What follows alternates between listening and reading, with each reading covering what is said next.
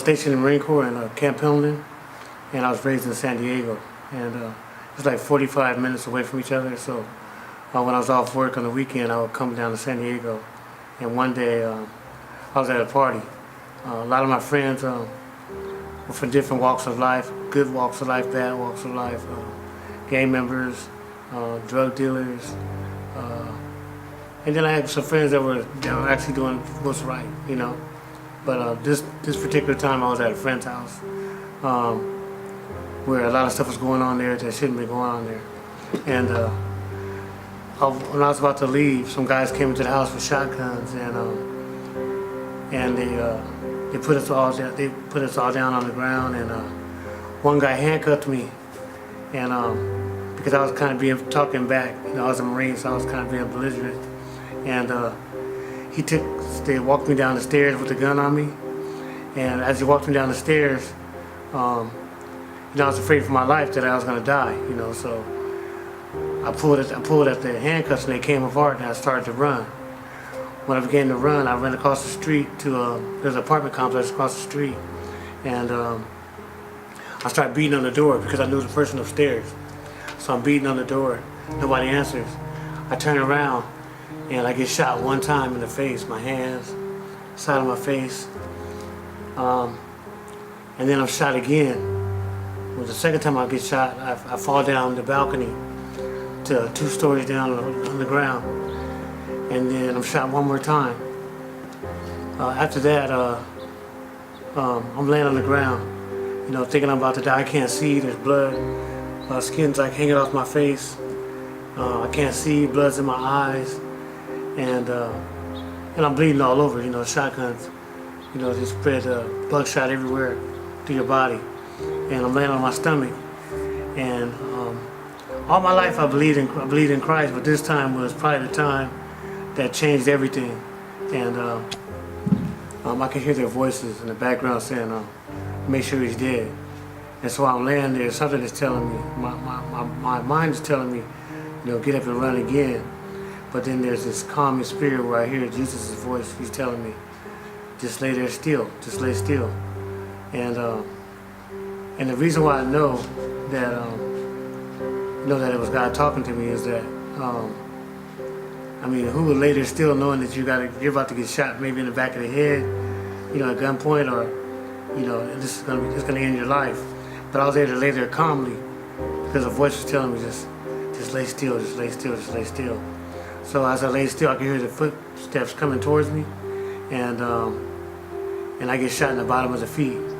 Then they take off running, the car skids off, and when the car skids off, I climb into a bush and hide, and the ambulance and police show up.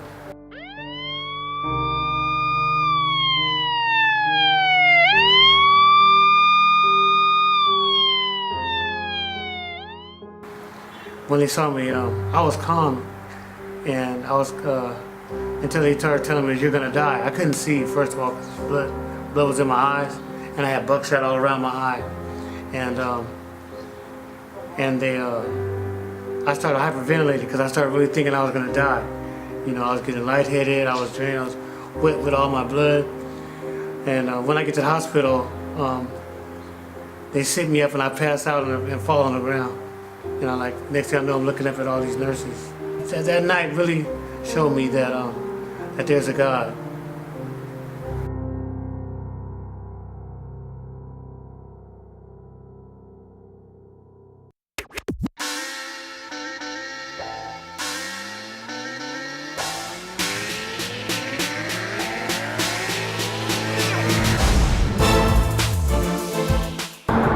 Working out with AJ has had a big role in affecting my life. He's been a great mentor towards me for the last 4 or 5 years, and also a great trainer. He's just a great guy to be around and a great person to have in your life.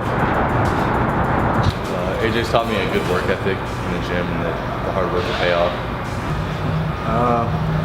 I got with AJ when I was in junior college, and he's helped me progress throughout my career to get better, stronger, faster.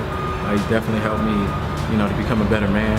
So it's definitely, AJ's been instrumental in my life, and, you know, in all areas. AJ's been a real significant person in my life. as far as my mental and physical development. I got with him when I was in junior college. I just come off an ACL injury, so came in here, met him, and immediately he started getting me back on the track to eventually send me to University of Arkansas and right now professional football.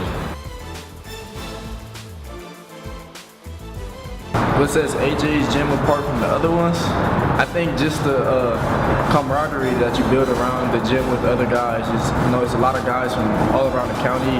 It's older guys, younger guys, and then people just that plays different sports. And, you kind of bond with those guys. You get to have friendships. Like I met a guy like Garrett.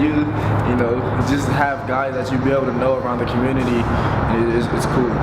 AJ's like really personable with people he works out with, and he's like a friend to you. He's making jokes all the time, keeps it loose when you're working out.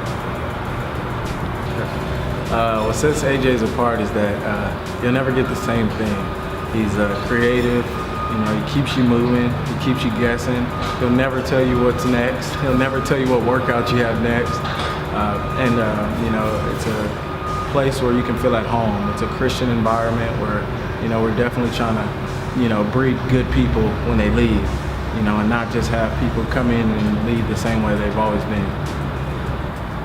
What sets AJ apart from other gyms is that his gym is it's a group of close-knit people who show up every day to work. It's not like a bunch of fancy gyms where it's a bunch of fancy equipment everywhere. Just they try to sell you on their looks. When you show up to Alex Jones Sport and Fitness every day, you know you're going to put in work. Some unique things that AJ does. I wouldn't say he does anything that's unique, but he's just a unique person himself. Just by his character, he's a really funny guy. He has a really funny laugh. If you ever see him laugh, it's probably the funniest thing ever. He always telling jokes. Like it's hard to work around him because he just keeps you laughing the whole time. But he's a really cool guy. AJ's always got jokes, and he dresses kind of funny sometimes. He likes to joke a lot. His laugh is the worst I've ever heard in my life. He likes to poke you with his fingers all the time. He likes to push you a lot. So he does a lot of quirky, weird things, but he's pretty fun. Definitely a jokester. Likes to tag me on a lot of Instagram videos, funny videos. Joke around during the gym. Never lets you know what's next in the workout, or just tries to find unique, funny things for you to do to keep your body sharp during the workout.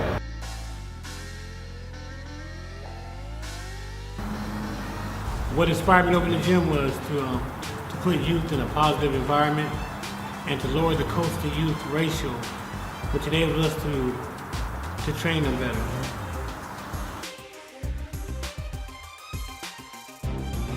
What separates us from the gym is it's pretty hard for me to say what it is because I'm not really in the other gyms. All I can speak on is Alex Johnson Sports and Fitness and what we do here. And we're not really, we don't really care about the money, or we want to pay our bills, of course, it's a business, but the main thing here is to improve the person, whether they're an athlete or not.